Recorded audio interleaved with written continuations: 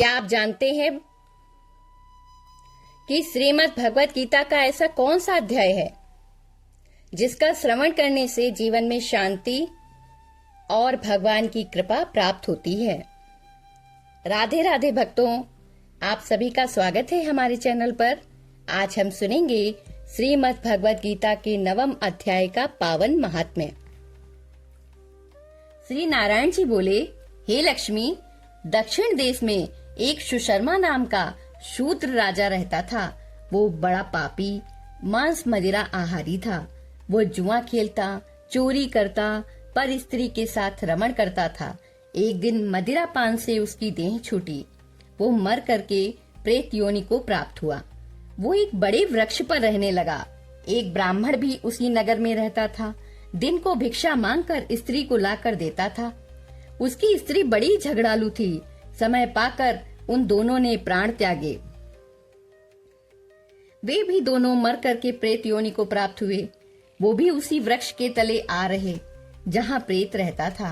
वहाँ रहते रहते कुछ काल व्यतीत हुए। एक दिन उसकी स्त्री पिशाचिनी ने कहा, हे पुरुष पिशाच, तुझको कुछ पिछले जन्म की खबर है क्या? तब पिशाच ने कहा कि खबर है, मैं पिछले जन्म में ब्राह्मण था। तब पिशाचिनी ने कहा, तूने पिछले जन्म में क्या साधन किया था जिससे तुझको पिछले जन्म की खबर है? तब उसने कहा, मैंने पिछले जन्म में एक ब्राह्मण से अध्यात्म कर्म सुना था। तब फिर पिशाचिनी ने कहा, तूने और कौन सा साधन किया था, और वो ब्राह्मण कौन था, और वो अध्यात्म कर्म क्या है जिसके सुनने से तुझे पिछले जन्म की खबर है? पिशाच ने कहा, मैंने और कोई पुण्य नहीं किया है। श्रीमद् भगवत गीता जी का श्लोक श्रवण किया है। उसका प्रयोजन ये है, एक समय अर्जुन ने श्री कृष्ण जी से 3 बातें पूछी जो गीता जी के 9वें अध्याय में लिखी हैं। वो 3 बातें पिशाचिनी ने पिशाच से श्रवण किया। इन 3 बातों को सुनते ही एक और प्रेत वृक्ष से निकला। उसने कहा, अरे पिशाचिनी, वो 3 बात फिर से कहो जो अभी कह रही थी।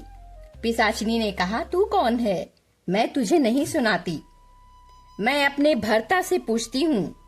वो कर्म कौन था जिससे पिछले जन्म की खबर है? उन बातों के सुनते ही तीनों की प्रेत देह तत्काल छूट गई। देव देह को पाई। स्वर्ग से विमान आए, उन पर चढ़कर बैकुंठ को प्राप्त हुए। श्री नारायण जी ने कहा, हे लक्ष्मी, यह 9वें अध्याय का महात्म्य है।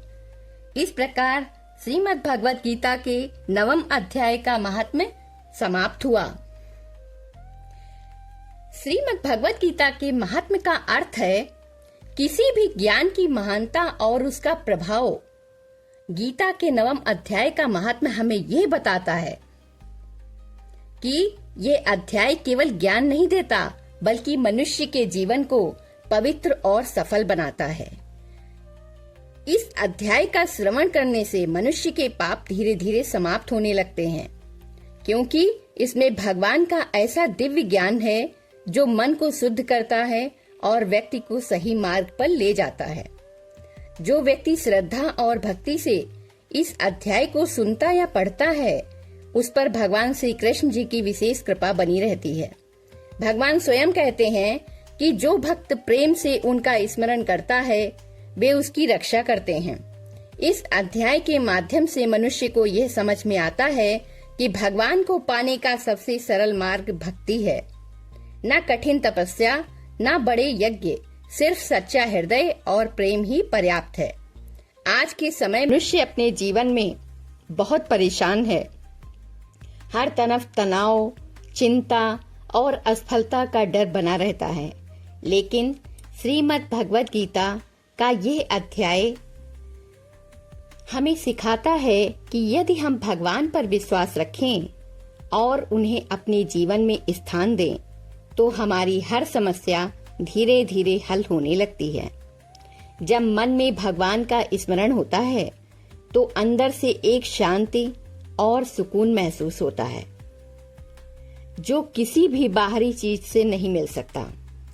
यदि हम रोज केवल कुछ समय के लिए भी भगवान श्री कृष्ण को याद करें, उनका नाम लें या गीता के इस ज्ञान को अपने जीवन में उतारने का प्रयास करें तो धीरे धीरे हमारा मन स्थिर होने लगता है और जीवन में सकारात्मक परिवर्तन आने लगते हैं।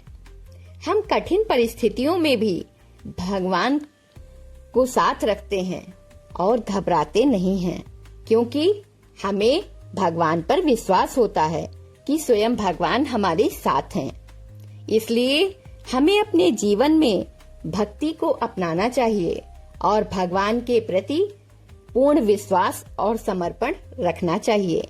यही गीता के इस अध्याय का सबसे बड़ा संदेश है। श्रीमद् भगवत गीता के 9वें अध्याय के महात्म से हमें और हमारे जीवन को सही दिशा का मार्ग मिलता है, जो हमारे जीवन को सही दिशा में ले जाता है।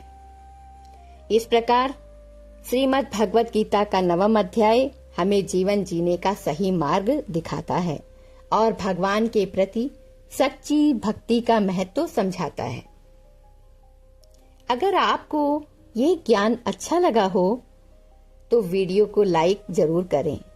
ऐसे ही भक्ति और गीता के ज्ञान के लिए चैनल को सब्सक्राइब करें और कमेंट में श्री राधे राधे जरूर लिखें। जय श्री कृष्ण भक्तों। ओम नमो भगवते वासुदेवाय। श्री कृष्णाय वासुदेवाय हरे परमात्मने प्रणत क्लेश नाशाय गोविंदाय नमो नमः।